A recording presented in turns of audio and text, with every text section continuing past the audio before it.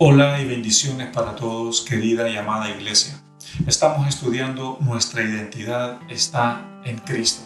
Y antes de entrar a nuestro mensaje, me gustaría empezar con una ilustración. Por lo menos, la generación que yo represento, cuando éramos niños, celebrábamos los cumpleaños con piñatas. ¿Cuál era la dinámica? La dinámica era que se escogía a un niño o a una niña, se le vendaban los ojos, se le ponía o se le daba un palo en la mano, se le daban muchas vueltas para que el niño o la niña se mareara y no supiera dónde estaba la piñata.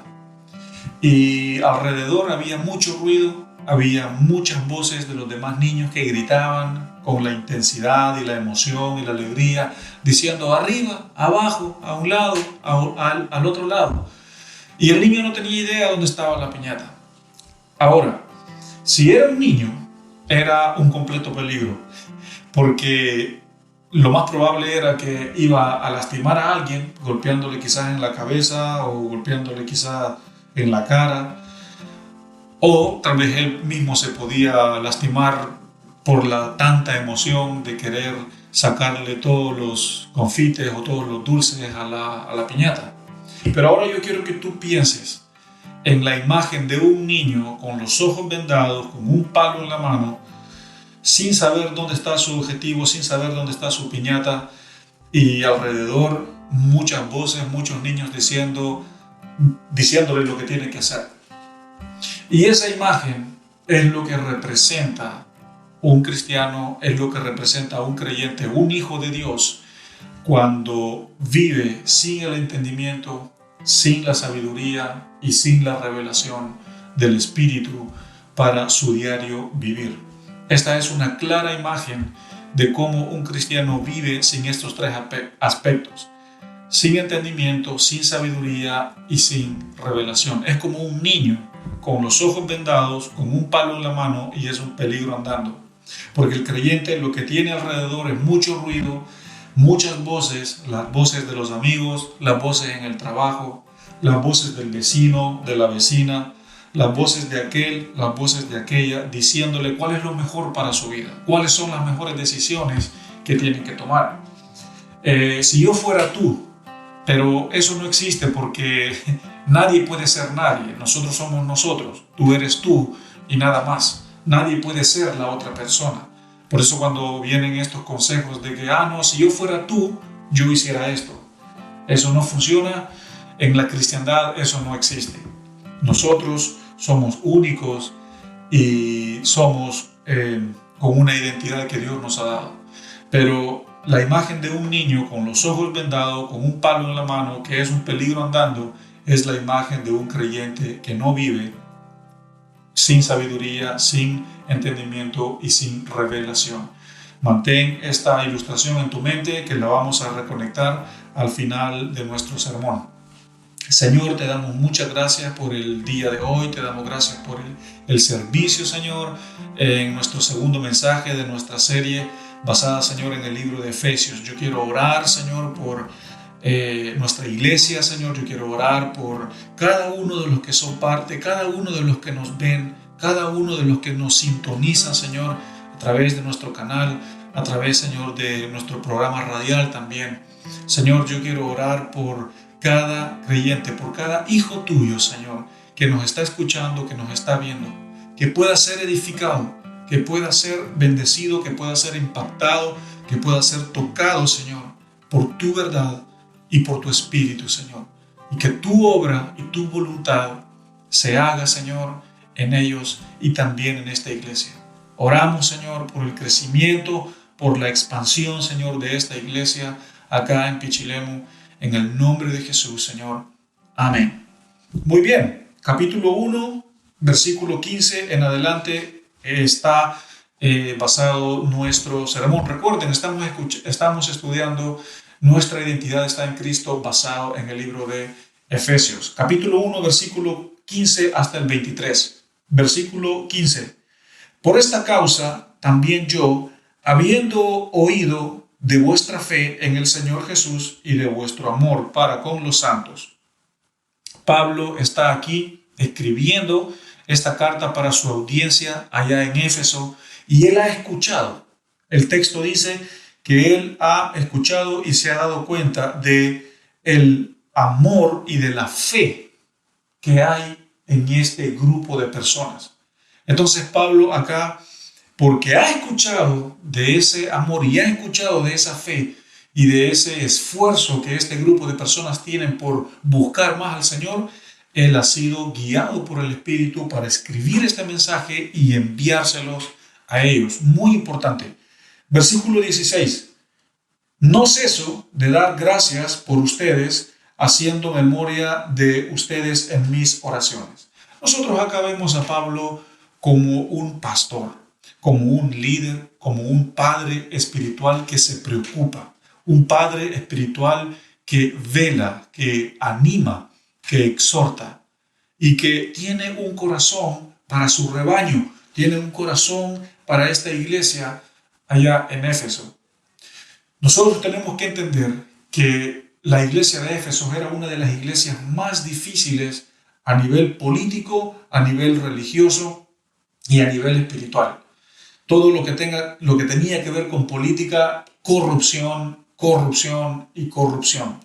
Todo lo que tenía que ver a nivel religioso, mucha idolatría, muchas falsas doctrinas, mucha filosofía de ese tiempo, y a nivel espiritual todo lo que tiene que ver con fornicación, con el templo de Diana, que era un templo donde se adoraba a esta diosa pagana, y muchas otras cosas más. A nivel político, religioso y espiritual, la ciudad de Éfeso era muy complicada, muy pesada. Pero aún así, Pablo en el versículo 16, él da gracias por esta iglesia, él da gracias por este grupo, recordándoles en sus oraciones. Pablo aquí está haciéndoles saber a esta iglesia que él está orando por ellos constantemente, como un buen padre, como un buen líder, como un buen pastor. Versículo 17. Para que el Dios de nuestro Señor Jesucristo, el Padre de gloria, les dé espíritu de sabiduría y de revelación y en el conocimiento de Él. Pablo aquí está orando para que Dios les dé un espíritu de sabiduría, un espíritu de entendimiento y un espíritu de revelación. Es decir, los creyentes en Éfeso necesitaban conocer más a Dios. Los creyentes en Éfeso necesitaban tener una nueva revelación de quién Dios era. Los creyentes en Éfeso necesitaban crecer en sabiduría, crecer en entendimiento y crecer en revelación. Son los tres aspectos que la iglesia de Éfeso necesitaba crecer. Y Pablo acá está orando, diciendo: amados hermanos, yo oro para que Dios se revele a ustedes, para que Dios les dé sabiduría a ustedes y para que Dios les dé entendimiento de cómo se vive una vida cristiana, de cómo se vive en el Espíritu, de cómo se camina en la rectitud, de cómo se sigue los caminos de Dios.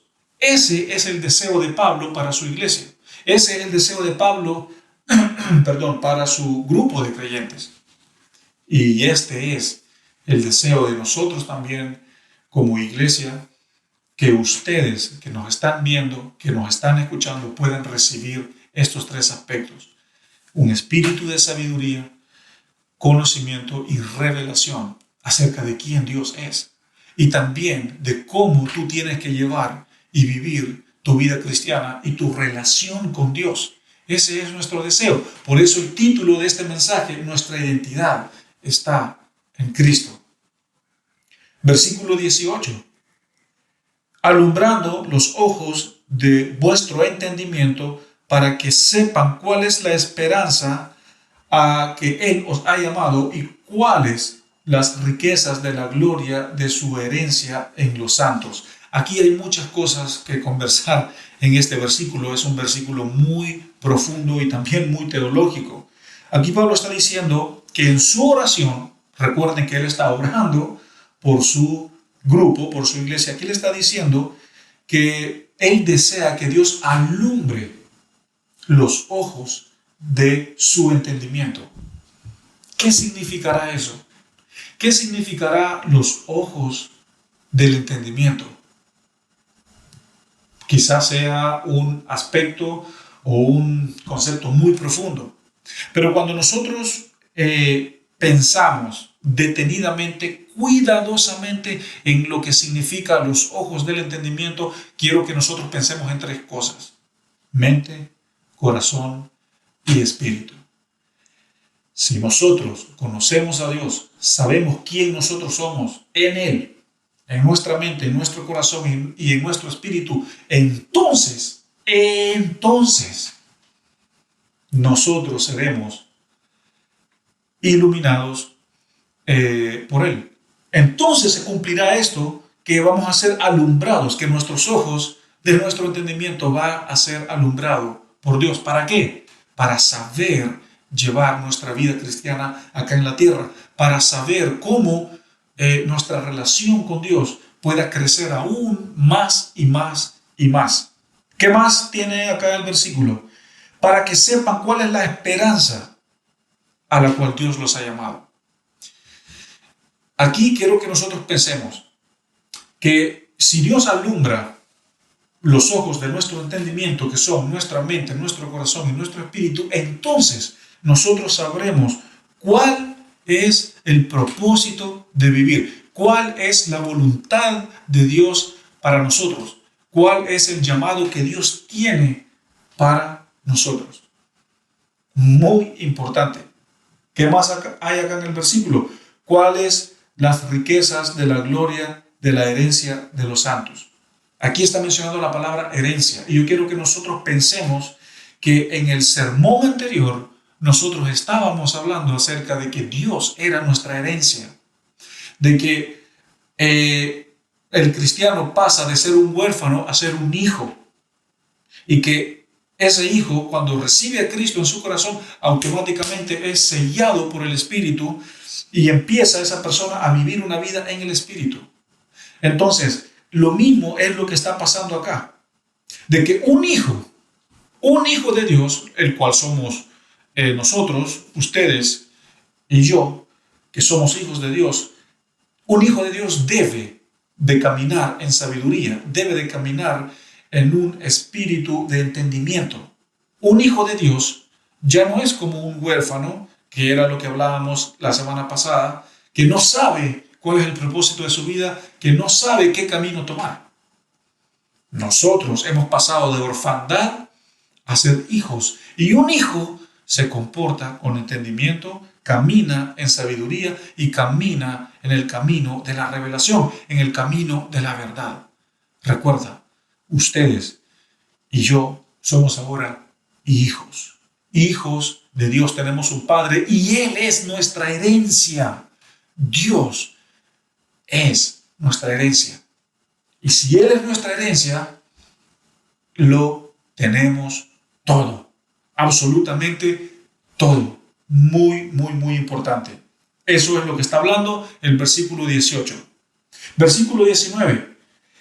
¿Y cuál la supereminente grandeza de su poder para con nosotros los que creemos según la operación del poder de su fuerza? Quiero que destaquemos la palabra supereminente. La palabra supereminente significa superioridad. Algo o alguien que es superior a todos, ya sea en un sentido físico o en un sentido espiritual. Por eso tenemos que decir que el versículo 19 está hablando acerca de la supremacía de Cristo, que nuestro Señor Jesús es un ser supremo y divino, superior a todas las cosas que han sido creadas, superior a los ángeles, superior a las huestes celestiales, superior a todas las riquezas que existen en el mundo, superior a todo el conocimiento, superior a todo lo que es más fuerte. Piensa en lo más fuerte que existe en el mundo. Cristo es más superior, Cristo es más que eso. Y acá el versículo 19 dice que la supereminente grandeza de su poder para con nosotros. El poder de Dios es tan grande, es tan superior, que ese poder es el poder que Dios a nosotros nos da cuando nosotros venimos a ser sus hijos. Él nos da poder, pero ¿para qué Él nos da poder? Para resistir a los ataques del enemigo y para resistir al pecado y a las tentaciones y para resistir a lo que nuestros tres enemigos nos ofrecen. ¿Quiénes son nuestros tres enemigos? Satanás, el diablo, el mundo y nuestra carne, es decir, mi propio yo. Dios nos da poder, Dios nos viste de poder para que nosotros podamos tener la victoria sobre estos tres enemigos. Muy importante lo que está hablando acá el versículo 19. Y la última parte del versículo 19 también dice, según la operación del poder de su fuerza. No hay manera que nosotros podamos describir la grandeza del poder de Dios. Dios con su poder creó al mundo con solo hablar. Dios con su grandeza de su poder creó los cielos y la tierra con solo hablar. Dios con su poder es algo tan indescriptible, es algo tan importante. Y este versículo describe la supremacía de Dios, la supremacía de Cristo, que Él es superior a todo. Y ese ser, esa persona que es superior a todo, es nuestro Padre. Él es nuestra herencia. Maravilloso. Versículo 20, la cual operó en Cristo, resucitándole de los muertos y sentándole a su diestra en los lugares celestiales. Mucho, mucho, mucho para decir acá en este versículo. En el versículo 19 acabamos de hablar del gran poder de Dios. Y el versículo 20 está diciendo que ese poder fue el poder con el que Dios resucitó a Cristo de los muertos y lo llevó a que Él se sentara a la derecha del trono de Dios. Yo quiero que pensemos en lo siguiente. ¿Quién se va a poder sentar a la derecha del trono de Dios? ¿Quién va a poder usar esa posición tan gloriosa, tan divina, tan grande? Nadie, solo nuestro Señor Jesucristo, porque con la riqueza de la gloria del poder de Dios fue que Él lo levantó de los muertos y lo llevó a sentarse a ese lugar. Pero hay también buenas noticias, que nosotros también podemos estar delante del trono de Dios, no a la derecha como Jesucristo, pero sí delante de su trono. Si llevamos una vida en santidad, una vida muy estrecha en los caminos de sus leyes, de sus mandamientos y de sus normas aquí en la tierra. Si nosotros cumplimos el estándar de Cristo y lo aceptamos y confesamos que Él es nuestro único Salvador aquí en la tierra, nosotros algún día vamos a estar enfrente de su trono. Muy, muy lindo esto. Ahora, el versículo 20 está diciendo que este poder operó en Cristo, que el mismo poder que lo levantó de los muertos fue el que lo sentó a la derecha de Dios. Entonces, el propósito de este versículo es que ese mismo poder es el poder con el que Dios te levanta a ti el día de hoy. Con ese mismo poder glorioso, con ese poder supremo, superior a todas las cosas, con ese mismo poder Dios te levanta a ti el día de hoy, te levanta de tus adicciones, te levanta de tus vicios, te levanta de tu vida inmoral, te levanta de tus problemas matrimoniales, de tus problemas financieros, de tus problemas internos, de tus problemas interpersonales. Dios con ese poder te levanta a ti y te sana y te restaura de tu pasado, te restaura y te sana de las heridas de tu corazón, de las heridas de tu identidad, de las heridas que otras personas te provocaron. Dios, con ese mismo poder que resucitó a Cristo de los muertos, con ese mismo poder te sana y te restaura a ti el día de hoy. ¿Por qué? Porque Él te ha escogido para que seas un hijo. Él te ha escogido para que seas su hijo. Tú ya no eres más un huérfano, ahora tú tienes un padre y tienes una herencia. Y Él, como buen padre y rico en su gloria, te da de ese poder para que tú salgas de donde estás. Es la única forma. Es la única forma. Muy importante. Versículo 21. Sobre todo principado y autoridad y poder y señorío y sobre todo nombre que se nombra, no solo en este siglo, sino también en el venidero. El versículo 21 está describiendo una vez más la grandeza de Dios y de Cristo sobre todo potestad, sobre todo cosa física y espiritual. Y así como Dios es de grande, así también es de grande su amor por ti, su amor por mí y por su iglesia. Así como el amor de Dios es supremo, superior y grande, entonces, como Él es nuestra herencia, ese poder se transforma en ese amor que es para nosotros. Y por eso Dios quiere que nosotros vivamos una vida en entendimiento, en sabiduría y en revelación, como lo hablábamos anteriormente. Versículo 22. Y sometió todas las cosas bajo sus pies y le dio por cabeza sobre todas las cosas a la iglesia. Dios puso a Jesucristo, nuestro Señor, nuestro Salvador, como cabeza de la iglesia. Y la iglesia somos tú y yo, que somos el cuerpo de Cristo. El cuerpo de Cristo. ¿Qué sería de un cuerpo sin una cabeza? ¿Cómo pensara? ¿Qué camino tomaría? No se puede. No se puede. Un cuerpo sin una cabeza sería algo horroroso. Algo que ni siquiera tiene sentido. Pero Cristo es nuestra cabeza. Él es nuestro guía. Él es el que nos muestra el camino. Y nosotros somos su cuerpo. Somos parte de Él y Él es parte de nosotros. Estamos incluidos. Es muy importante que nosotros entendamos esto.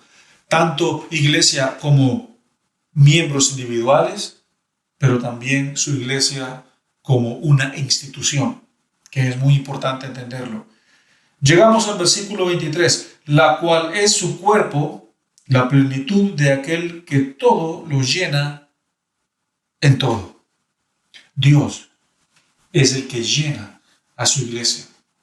Cristo es el que edifica a la iglesia. El Espíritu Santo y su poder y su obrar y su mover es lo que hace que la iglesia esté llena de sus dones, de sus regalos, llena de su espíritu. Lo que hace que la iglesia crece es la obra del que lo llena, que es Dios. La plenitud de todo. Y así hemos llegado al versículo 23, que es el último versículo del primer capítulo.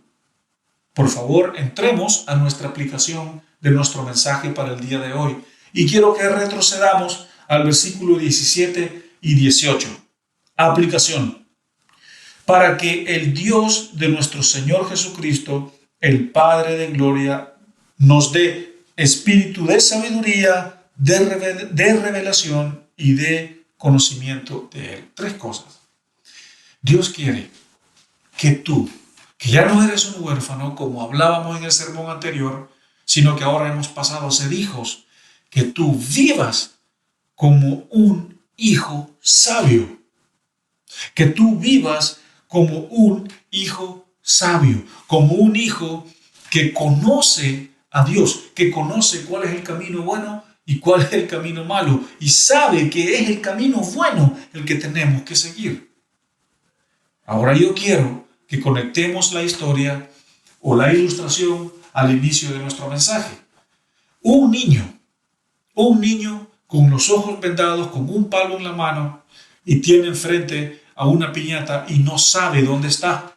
No sabe qué voz escuchar, porque están todas las voces de los demás niños, que arriba, que abajo, que a un lado, que al otro, que atrás, que adelante. Imagínate a ese niño perdido, desorientado, confundido. Es un peligro andando. ¿Por qué es un peligro andando? Porque va a lastimar a alguien o quizás se vaya a lastimar a él mismo. Y así son los hijos de Dios cuando acaban de venir a sus pies. Y Dios no quiere que ellos salgan lastimados ni que lastimen a otras personas. Por esa razón, Dios te dice hoy, yo quiero darte un espíritu de sabiduría, un espíritu de entendimiento y un espíritu de revelación, para que tú conozcas quién soy yo y para que también sepas quién tú eres en mí, que eres un hijo sabio. Por eso el título de este sermón, llamados para ser sabios. Versículo 17, alumbrando los ojos de vuestro entendimiento. Recuerda, ¿cuáles son los ojos de nuestro entendimiento? Mente, corazón y espíritu. Los tres aspectos, los tres puntos más importantes de la vida de un creyente, de la vida de un hijo de Dios. Si nosotros en nuestra mente reconocemos la ley de Dios, reconocemos su palabra, sus caminos, estamos siendo iluminados. Si nosotros somos personas que nuestros pensamientos están gobernados, están guiados por el Espíritu de Dios, entonces estamos siendo iluminados. Si en nuestro corazón nosotros reconocemos a Dios en todos nuestros caminos, estamos siendo iluminados. Si nuestro corazón está sano, restaurado por Dios y afirmado por Él, estamos siendo afirmados. Si nosotros en nuestro espíritu no vivimos conforme a nuestra propia gana, sino que vivimos en el Espíritu de Dios, estamos siendo iluminados. Los ojos del entendimiento son la mente, el corazón y el espíritu. Y Dios quiere que en estos tres aspectos de tu vida tú no seas como ese niño que está enfrente de la piñata, que está confundido, que está desorientado y que no sabe qué camino tomar, porque hay mucho ruido y hay muchas voces que lo están confundiendo. Y Dios no quiere que tú lastimes a otras personas y que tampoco tú salgas lastimado. Ese es el sermón, esa es la aplicación del mensaje de nuestro capítulo 1 de nuestro día de hoy. Amén. Entonces, ¿cuál es la conclusión? La conclusión es que tú ahora eres un hijo de Dios, que Dios te quiere dar el espíritu de sabiduría y de entendimiento para que seas un hijo que no lastime a otras personas y que tampoco tú salgas lastimado y que tú recibas la revelación de quién Dios es. Que tú ahora has sido llamado. Tú has sido llamado y si no te sientes invitado y si no te sientes parte, entonces Dios te llama una vez más y te dice, ven, yo te escojo, yo te escogí para que vivas una vida de sabiduría. Señor, yo quiero orar por tu iglesia. Quiero orar, Señor, por tu congregación, por tu rebaño, Señor. Edifica, Señor, a esta iglesia. Afirma, Señor, a esta iglesia. Oramos, Señor, por ella. Oramos por todo aquel que nos está viendo, que nos está escuchando, Señor. Dale, deposita en él o en ella, Señor, un espíritu de sabiduría, un espíritu de revelación de quién tú eres y un espíritu de entendimiento, que los ojos de su entendimiento sean iluminados por ti, Señor.